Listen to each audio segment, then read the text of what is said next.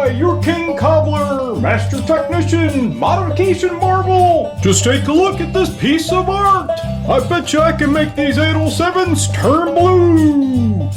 Okay, here's the situation inspecting the Johnson Viking II. I noticed that one of the audio tubes down here is on a replaced socket with no shield. And the worst part is, it doesn't appear as though there's any mounting hardware. Let's take a look underneath. Now here we are, bottom side of the Viking II, and there is that 6A-U6 tube socket. It appears to be just jammed in the hole. Still have a lot of the old wax caps, and somebody cobbled in a mic jack. Just wonderful. I'm going to strip it all out and rebuild it. Easiest way to access these audio tubes is either remove the front panel or remove the back shell. And that's what I've done. Now I have access and get that socket changed.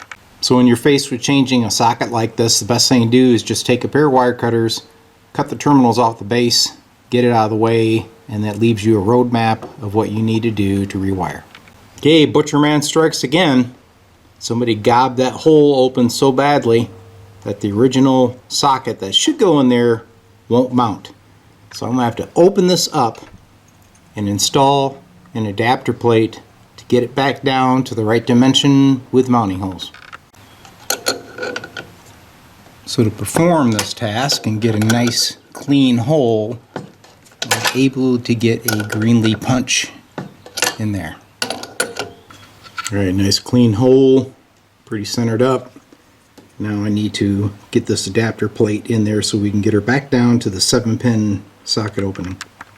Okay, there is the new 7-pin socket in place. Looks pretty good. It's the best I could do to uncobble the cobbler's mess. Okay, the audio section is cleaned up. I need to connect the mic jack and give her a test, but she's looking good. It is I, your King Kobbler, Master Technician, Modification Marvel.